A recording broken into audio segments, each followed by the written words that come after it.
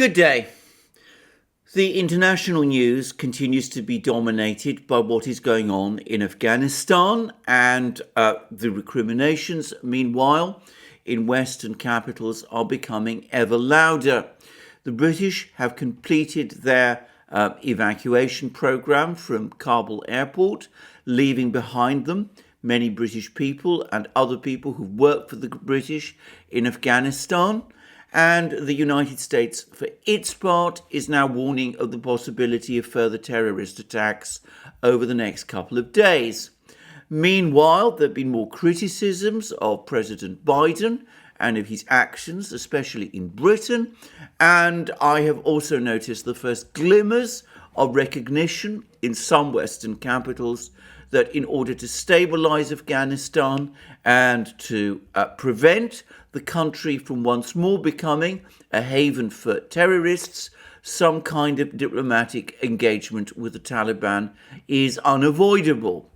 Well, that's the situation in Afghanistan briefly. Of course, an awful lot more can be said, but perhaps it's important at this point to recall some of the rationale expressed by the United States, including, by the way, by President Biden himself, for the US decision to withdraw from Afghanistan.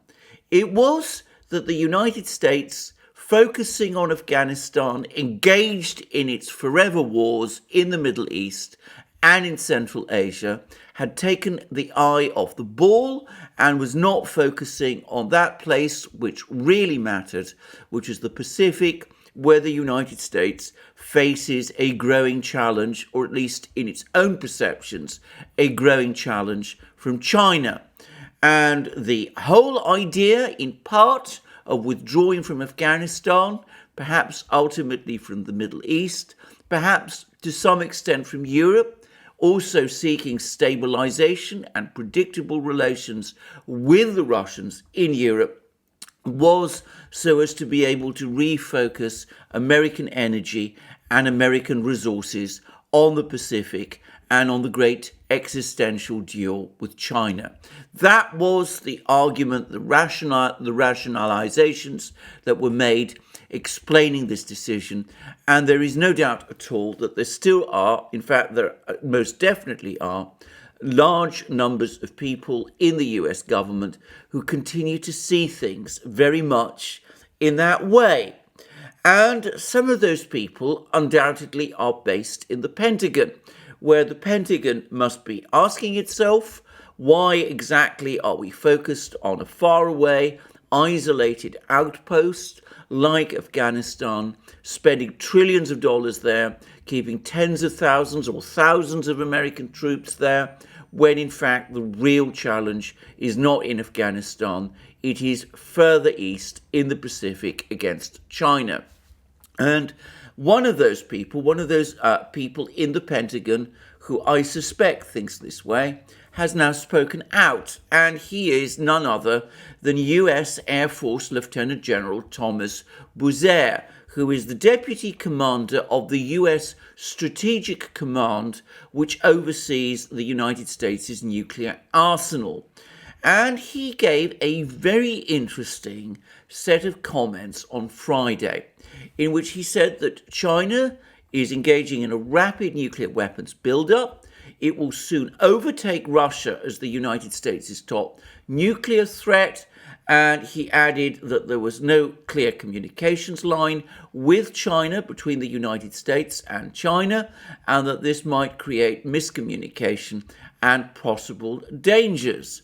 And he also made some very critical comments about China. He said that the growth of China's nuclear arsenal can no longer be aligned with China's public claims that it wants to maintain a minimum nuclear deterrent. And then he went on to say there's going to be a crossover point, where the number of threats posed by China will exceed the number of threats that Russia currently presents. And then he went on to say that the determination on the threat levels from China would be based not only on the number of nuclear weapons Beijing has stockpiled, but also on how operatively they were fielded. There will be a crossover point, we believe, in the next few years.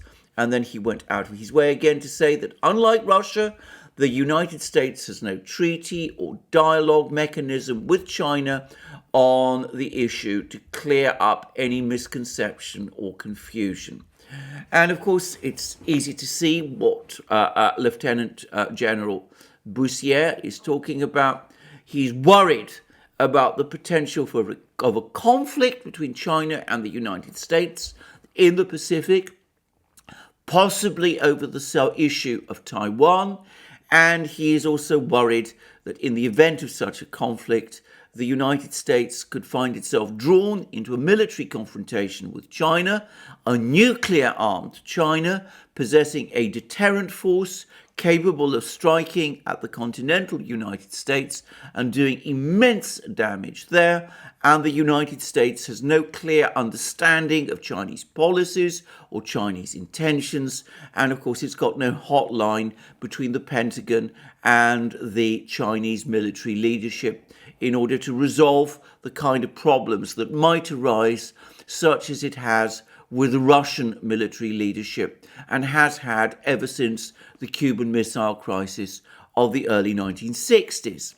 So that is what Lieutenant General Bussière said.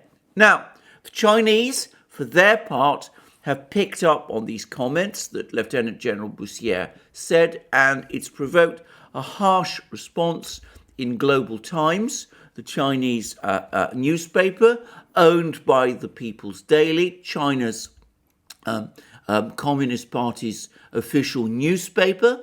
And this particular article is not an editorial, but it is an article written by Hu Xijin, who is, of course, the editor of Global Times and therefore a very well briefed and very important person. And the article is written, US Strategic Command General aspires to muddy the water of nuclear arsenals. And I'm going to read out what Hu Xijin said because I think it's interesting. And he says the following: US Air Force General, Lieutenant General Thomas Bussière, who is Deputy Commander of the US Strategic Command, which oversees the US's nuclear arsenal, said on Friday that China will soon surpass Russia as the top nuclear threat of the US. Bussière claimed that China is in the middle of a rapid nuclear weapons build-up that can no longer be aligned with the country's public clarification that China wants to maintain a minimum nuclear level of deterrence. There's going to be a crossover point, where the number of threats presented by China will exceed the number of threats that currently Russia presents, Bussière told an online forum. He said that the judgment would not be based solely on the number of China's stockpiled nuclear weapons, but also on how they are operationally fielded. He believed the crossover point will appear in the next few years. Bussière emphasized that unlike with Russia, the US does not have any treaties or dialogue mechanisms with China on the issue to alleviate any misperceptions or confusions. And that's, of course, Hu Xijin's summary of the report from Reuters, which set out Lieutenant General Bussière's comments. And now he comes to his own observations, which, if they do not originate directly from the Chinese leadership, are probably very closely aligned with what the Chinese leadership thinks. And this is what Hu Xijin had to say. I think Bussière's remarks had two malicious goals. First, he wants to sow discord between Russia and China, instigating a sense of crisis in Russia that China's nuclear capabilities are to surpass Russia. His reasoning is problematic. the number of nuclear warheads in China and Russia is not in the same order of magnitude. It is known that Russia owns more nuclear warheads than the United States. It's incredible that China's nuclear capability could surpass that of Russia in the foreseeable future. Boussier said his judgment is not based solely on the number of China's stockpiled nuclear weapons, but he didn't give any other parameters. Instead, he just vaguely said that it all depends on how they are operationally fielded. What he wants to achieve is to confuse and mislead the public. It's well known that China is the sole nuclear power that has declared a policy of no first use of nuclear weapons at any time and under any circumstances. China has far fewer nuclear weapons than Russia or the United States and has made the aforementioned self-restrained commitment. How can China's nuclear deterrent surpass that of Russia? Boussier's second purpose is sinister too. He said the US did not have any treaties or dialogue mechanisms with China on the issue to alleviate any misperceptions or confusion. By saying so, he aspires to draw China into the mechanisms that would restrain China's nuclear arsenal development. He wanted to prevent China from increasing nuclear deterrent and to sustain the huge disparity of nuclear weapons between China and the US. Washington has been trying to play up the so-called public opinion pressure on China's nuclear build-up. Boussier's remark is the latest US effort. China must have a firm attitude when it comes to nuclear arsenal development because it is closely tied to China's core national security. We should not be dissuaded and impacted by the tricks played by US officials and generals. So what is all this about? What exactly is going on? Well, as I said before, I think the real clue to what is happening relates to the situation in and around Taiwan. I think that the United States is becoming increasingly worried that if there were to be a Chinese attempt to reunite Taiwan to the Chinese mainland by force, something which the Chinese have been careful never to rule out, then the United States is currently obligated to defend Taiwan. It has made increasing calculations that any attempt to do so would be unsuccessful given the overwhelming predominance of Chinese military power in and around Taiwan. And he's also undoubtedly made the calculation, which many US officials are making, and which has been confirmed in various war games, that over time, steadily, despite all the talk about deploying hypersonic weapons in various island chains and all the rest, the military balance in and around Taiwan will continue to shift ever further in favor of China. So, given that China has a large and growing superiority in and around Taiwan, a growing conventional superiority, what he wants to do and what the United States clearly wants to do is to be able to balance out that Chinese conventional advantage by the US's growing, existing very large nuclear weapons advantage. In other words, he wants to be able to say to the Chinese, look, if you attack Taiwan, if you take any military action to reunite Taiwan with China, maybe we can't stop you with our conventional forces, but we so vastly outmatch you in nuclear weapons power and capability that we will devastate you if you try to do that. And I suspect this is ultimately the American thinking. And what we see from Hu Xing's article is the Chinese response. They're clearly aware of the strategy that the United States is playing. They are aware of the fact that the United States wants to use its nuclear weapons superiority over China in order to try to even out the balance, in effect to cancel out China's conventional superiority around Taiwan.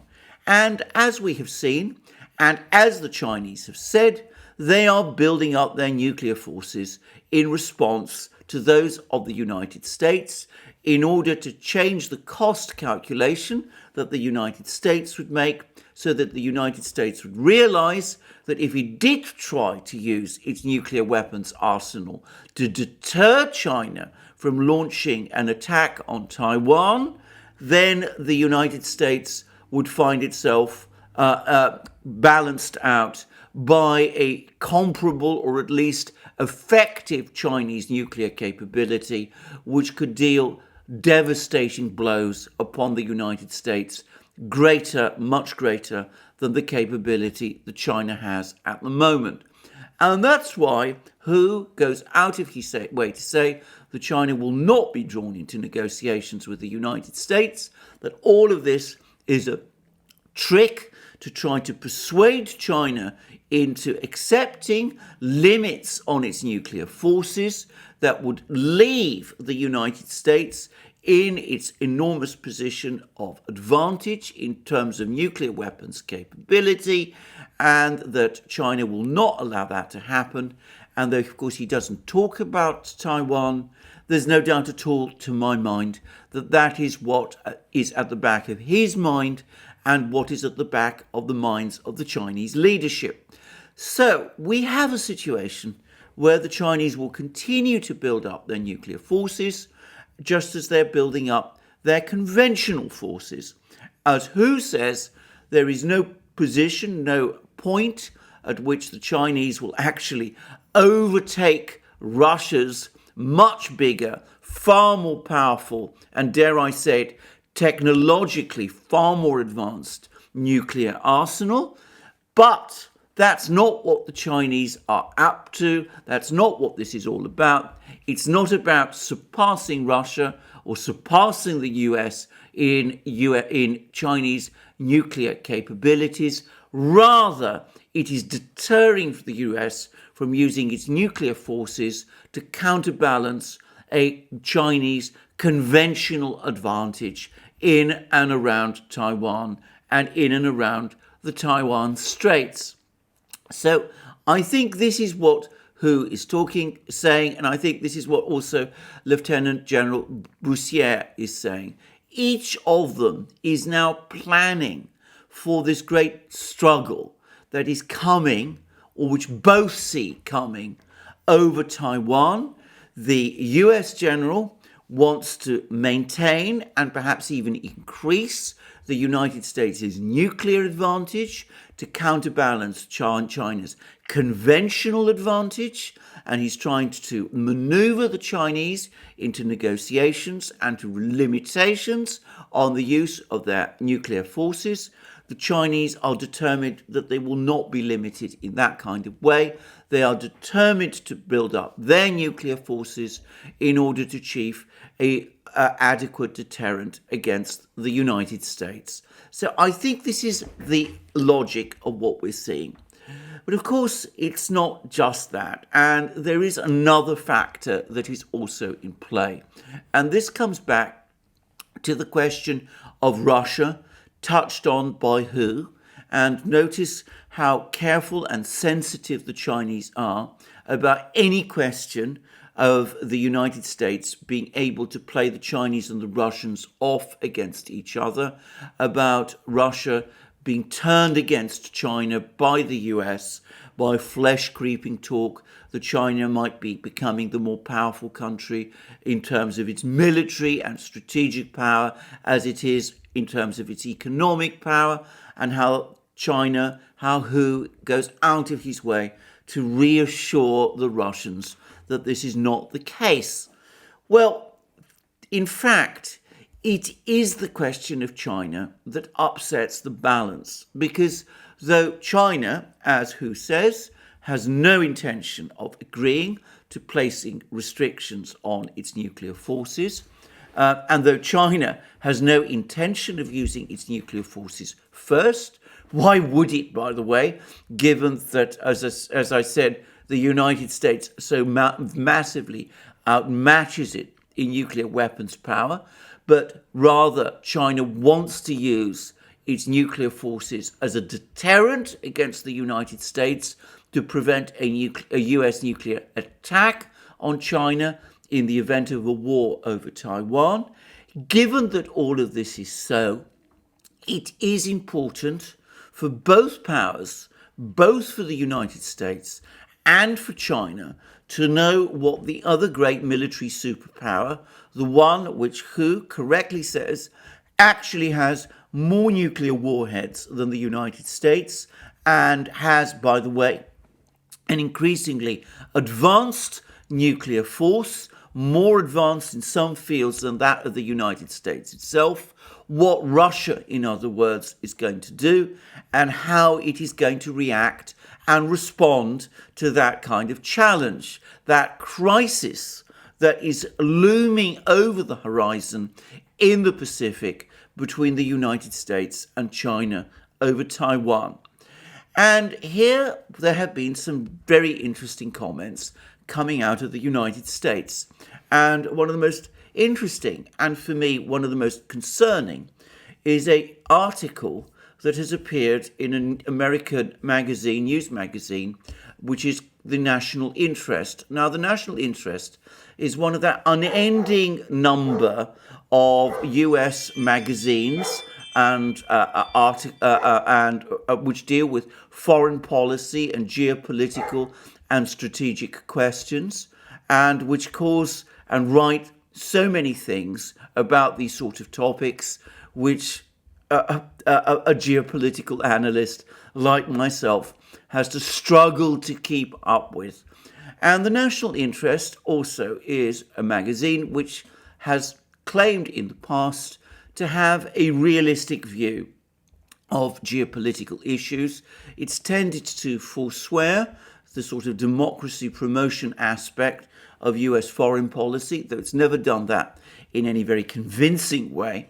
And it claims to see things in a much more tough-minded, hard-headed, and practical perspective.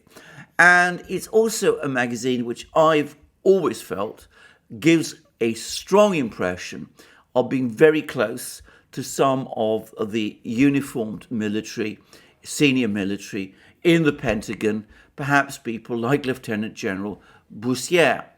And this article, which appeared about a week ago, went under the fascinating headline, "A Strategy for Avoiding Two-Front War." And then it goes on to say, the greatest risk facing the 21st century United States, short of an outright nuclear attack, is a two-front war involving its strongest military rivals, China and Russia. Such a conflict would entail a scale of national effort and risk unseen in generations, effectively pitting America against the resources of nearly half of the Eurasian landmass. And this is, of course, up to a certain point, true. That is what the whole Chinese-Russian strategic partnership for the new era is all about. It is, as I've discussed many times, a de facto alliance, and it is an alliance which is developing and becoming stronger all the time. And in fact, it wouldn't just be a massive challenge for the US to try to match this vast alliance system that is developing in Eurasia. It would be one which, in my opinion, would be beyond the US's resources to do. In fact, this article actually admits it as much. It says it could stretch and likely exceed the current capabilities of the US military, requiring great sacrifices of the American people with far-reaching consequences for US influence, alliances, and prosperity. should it escalate into a nuclear confrontation, it could possibly even imperil the country's very existence. Now, this is actually true. As I said, it's faced by a gigantic Eurasian-led alliance bringing together China and Russia with their immense resources. It's impossible. In fact, I think it's inconceivable that in pure military terms, the United States could ever hope to match the aggregate of forces that the Chinese and the Russians and the other Eurasian states could pit against them. And it is undoubtedly correct and, if you like, realistic to say that the chances of that being done successfully by the United States, even in terms of its, even with all the help that it gets from its allies, is to expect altogether too much. And in fact, the article then goes on to say that in the current budgetary environment, the most likely outcome could well be the worst of all worlds, namely that America will continue to try to overawe all threats without significantly improving the performance of its alliances whilst reducing real defense spending. Such an approach keeps US power thinly spread and limits Washington's bandwidth for managing policy trade-offs amongst regions. This creates an ideal setting for an increasingly aligned Russia and China to conduct repeated stress tests of US resolve in their respective neighborhoods, and when conditions are right, making synchronous grabs for, say, Taiwan and a Baltic state. Now, whether or not the Russians have any real interest in grabbing a Baltic state, I frankly seriously doubt. But the point about the Russians and the Chinese in a crisis acting synchronously is a real one. And given the limits of US resources, it's not realistic to expect that the United States would be able to match China and Russia simultaneously at the same time, both in Europe and in Asia. And it's a topic which I, of course, tried to discuss and have discussed in many programs on this channel. But then, of course, we come to the solutions that this article proposes. And I have to say, they are extremely disturbing solutions because, on the one hand, the article accepts that an attempt to try to break up this alliance between Russia and China is an absolute priority for the United States if it is to maintain its current overwhelming position as the world's leading power. But then look at the way in which it proposes that be done. Within this paradox lies an opportunity for the United States. The aim of American diplomacy and the crux of our strategy for avoiding a two-front war should be to sharpen Russia's dilemma about the rise of China and about Russia's increasing dependency on China, and render that country, Russia, less menacing to ourselves on a faster timeline than China is able to realize its ambitious military potential as a great power. Rather than attempting to woo or court Russia into a conciliatory stance, we should present it with a combination of insuperable obstacles to Western expansion, including, if necessary, by inflicting a far more serious defeat than it has heretofore experienced in Ukraine, whilst presenting new opportunities for cooperation, investment, and growth in Russia's east. Simply put, the goal should be to alleviate America's simultaneity problem by giving Russia incentives to be less of a European power and more of an Asian one. Well, what to say all about this? I mean, first of all, I think that the author of this article, a gentleman called A. Wes Mitchell, whom I know nothing about, gravely overestimates the concerns the Russians have about the rise of Chinese power. I think they do not see that rise of Chinese power as any sort of threat to themselves. On the contrary, I think they see it as an opportunity and something which gives them growing leverage in the West. But having said that, let's actually consider what this gentleman is proposing. He's not proposing that the United States try to draw Russia away from China by making conciliatory moves towards Russia. On the contrary, he wants to redouble and increase even further the pressure on Russia. He wants to increase confrontation against Russia in Europe. He wants to arrange some kind of military disaster for Russia in Ukraine, a forlorn and desperate hope, by the way, and one which would certainly invite ruin and failure. And he thinks that if that happens, well, maybe the Russians can be persuaded to think of themselves no longer as a European power at all, no longer interested, in effect, in what goes on in their western border, but somehow realign with the United States, reconsider themselves an Asian power, and look to the United States for help in building up their economic position in the Far East, in Siberia, and all those sort of places, and confront China in that kind of a way. Now, Mr. Wes Mitchell, may not be aware of the fact, but this isn't the first time somebody's tried out that strategy.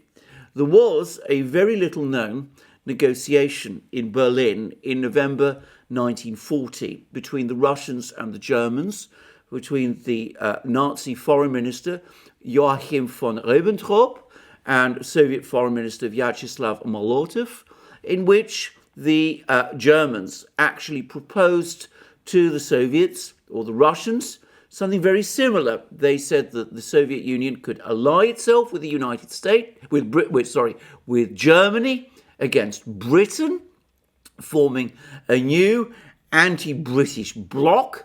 But of course, that would mean that the Soviet Union would have to forswear all its interests in Eastern Europe and would have to concentrate in expanding itself in the Middle East and Central Asia, directing its energies away from Europe and against the British Empire in those regions. And the Soviets at that time, in that negotiation, said a categorical no, not interested. As far as they're concerned, their interests in Europe were not to be bargained away or sacrificed in that sort of manner. And the Germans, coming away baffled from those Berlin talks, resolved thereafter to launch Operation Barbarossa, the German attack on the Soviet Union, and of course the rest is history. So this is not the first time that Mr.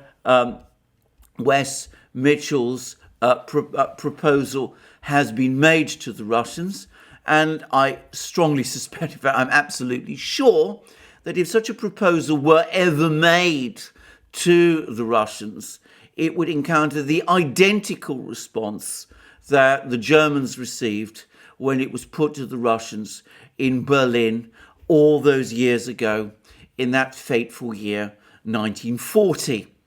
So this is a completely unrealistic, in fact, it is a delusional policy or proposal.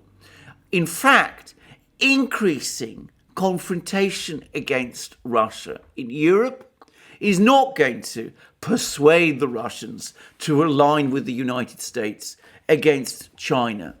It is, on the contrary, guaranteed to make the Russians even more determined to deepen their alliance with China. and it is going to play, in other words, directly into Chinese hands. It's also going to increase the probability of that strategic crisis that West Mitchell recognizes. This situation where China and Russia act synchronously in East Asia and in Europe in the event of a crisis, say over Taiwan, or more plausibly than the Baltic states over Ukraine. So what does the United States do? Well, I think that in fact the way ahead is perfectly clear, and I have discussed it many times in various programs. It has to accept the reality that this Russian-Chinese strategic partnership for the moment is for real. Maybe at some point in the future, when things change, then perhaps the Russians and the Chinese will go their separate ways, and this alliance system that is emerging in Eurasia will begin to break up. I think that's unlikely myself. I think all the trends are very much in the opposite direction, but one never knows. Possibly over time that might happen.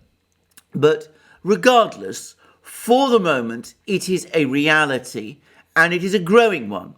It is also a reality that Chinese power in Asia is growing, and that the Chinese are going to increase their nuclear arsenal, and that they're not going to bargain it away with the United States or put themselves vis-a-vis the United States in a position of disadvantage in the event that there is a crisis over Taiwan. And the Russians, for their part, clearly have their interests in Europe, in places like Belarus, Ukraine, Georgia, conceivably Moldova too, and they're not going to bargain that away either. And by the way, I also happen to think that over the next couple of years, we're going to start to see a very, very rapid upswing in the Russian economy, an issue which I haven't really talked about on these programs, but which I will perhaps do at some point a more in-depth discussion of shortly. But regardless, the United States is faced largely as a result of the many political mistakes and diplomatic mistakes it made in the period after the end of the Cold War, with a strategic overcommitments crisis as a result of this Eurasian colossus that its mistakes have conjured up against itself. So what does it do?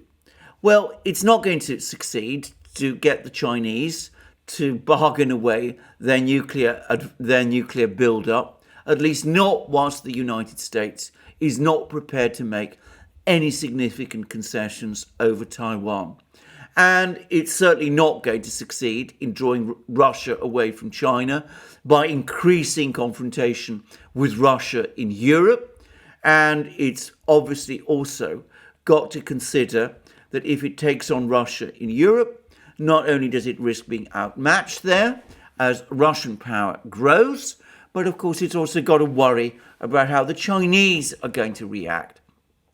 What the United States needs to do instead is to talk with the Chinese and the Russians.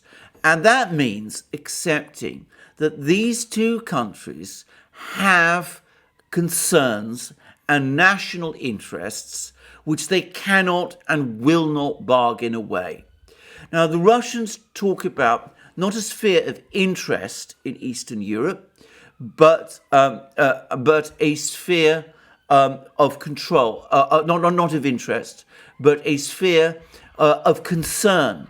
They do not want NATO or the European Union expanded into places like Ukraine, Belarus, Moldova, Georgia, and all the rest. And they do not want to see US forces continue to move closer to their borders, as they have been relentlessly doing.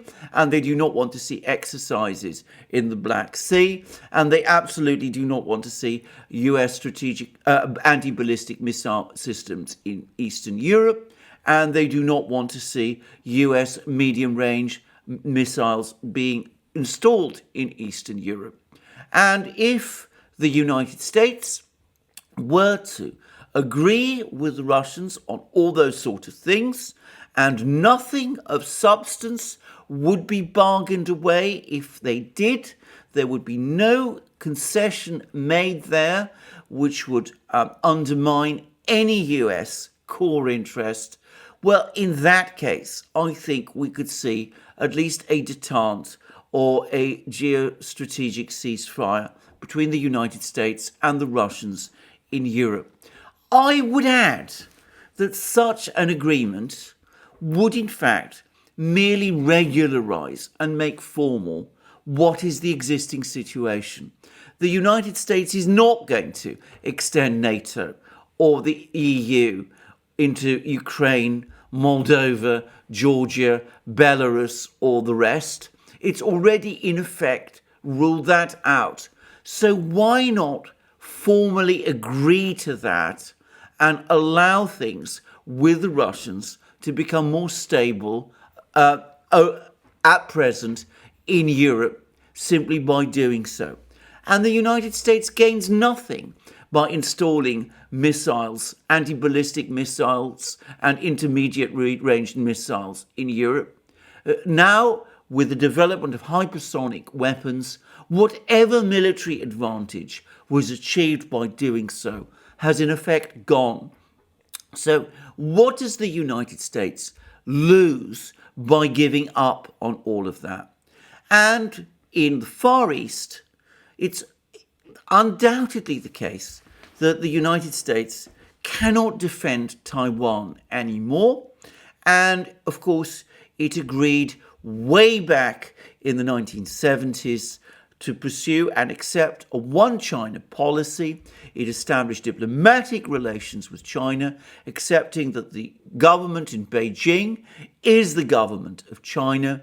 So agreeing over time to the absorption of Taiwan into the Chinese mainland, or at least into its economy, is something that it cannot prevent and might have to accept. Again, that does not mean sacrificing the Taiwanese people. Negotiations could be reached, I am sure, which could find acceptable compromises that would protect their interests. But regardless, isn't that a far more sensible course than making reckless guarantees to the Taiwanese, which the United States cannot honor? And over and above all of these things, the United States, once it has made these essential political concessions, which I reiterate again, do not impinge on its core interests, well, in that case, it can also take the next step of agreeing limits on naval and nuclear forces with the Chinese and the Russians. That would mean, by the way, that the United States would have to give up the idea of being superior or equal to the Chinese and the Russians in nuclear forces at the same time. But given the power of nuclear forces, a position from superiority to one of deterrence is more than sufficient to protect the US and to protect its core allies in Europe and elsewhere. And as for limits on naval forces, again, I am confident that both the Chinese and the Russians would agree to those, but of course they would only agree to them in return for these kind of concessions that I'm talking about. That is a realistic foreign policy. It is a realistic diplomacy. Let me give an example. In the early 20th century, in the decades leading up to the First World War, the British began to understand that they were faced with challenges from countries like Germany and the United States, which meant that their previous position of unchallengeable superiority was passing away. So what did the British do? Did they go on trying to overtake and surpass everybody at the same time, launching into an arms race which would have bankrupted Britain? No. They forged alliances with countries like with France, which of course had not been previously a friend of Britain's, and they also came to terms with Russia and with the United States. In 1907, the British agreed an Anglo-Russian convention with the Russians, which accepted Russian interests in northern Iran and in other places. And of course, the British also began a purposeful policy of improving relations with the United States, which in the 19th century had not always been especially good. And that did give the British that geopolitical space and that time which they needed in order to prepare themselves and to sustain their position as a global empire for the next 40 years, and which enabled them to get through the two world wars. Ultimately, it was only a policy that could be worked so far, but then, of course, in the early 20th century, the entire momentum was towards war, whereas today, the momentum of any wise leader should be to work for peace. I am confident that if the United States were to sit down and understand its strategic dilemmas properly and work out correctly what it should do, then it would not be making unwise demands and statements like those of Lieutenant General Boussier and the absolutely, in my opinion, borderline crazy ideas coming from Wes Mitchell. So that's my view. Now, will the United States follow that advice? We shall see. It did take the difficult decision to pull back from Afghanistan, but the chaotic and bungled way in which that has been done has perhaps undermined that already fragile realist grouping within the United States government and has exposed it to more criticism and more attack from the democracy promoters. So one cannot be confident. But that, it seems to me, is the only secure way forward for the United States to follow. A realistic foreign policy based on power realities, one which looks after core American interests, and one which ultimately focuses on protecting the United States itself, the US homeland, and its key allies. If that were done, I am confident that in time, the enormous latent strengths of the United States would shine through, and we would find that all of this talk of US decline is misplaced. But it does depend on Americans being realistic. And for the moment, I have to say, sadly, that there is very little sign of that. Well, thank you for joining me for this program today. I hope you will join me in future programs, both on this channel and on our main channel, the Duran. And I also hope that you will check out my colleague and friend Alex Christoforo's channel. You'll find links under this video. And please also join us on our other platforms, BitChute, Library, SuperU, the new free speech platform, but first and foremost and above all, Rumble and Locals, especially Locals, where we have a thriving community.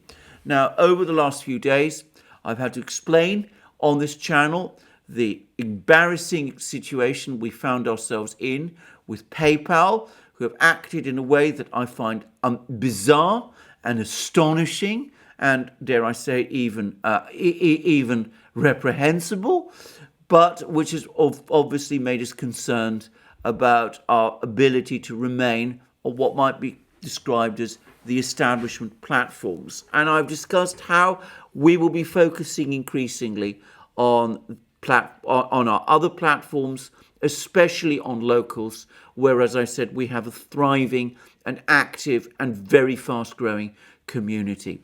So my strong advice to you and my strong request to you also is that if you do want to continue to access our advice and our thoughts about international affairs, that you come and join us on Locals, where I'm already now posting material and will be increasingly active, and where you'll be hearing me discuss all sorts of things, some of which I have not been able to discuss up to now because of the many restrictions, obviously, that are placed on me on certain platforms. And I would add that I've also now received confirmation from Locals that they're finally in a position to start doing live streams effectively.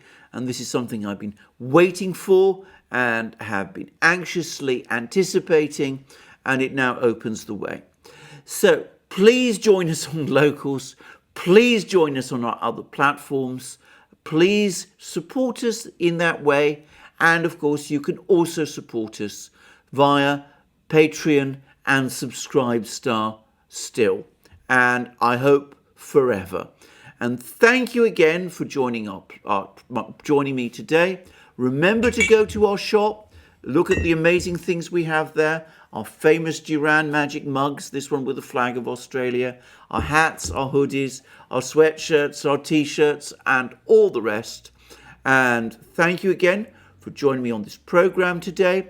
Please press the like button if you've liked this video, and please also check your subscription to this channel, and also please remember to subscribe to us on our other platforms, Locals and the rest. Thank you for joining me today, and have a wonderful day until we speak again.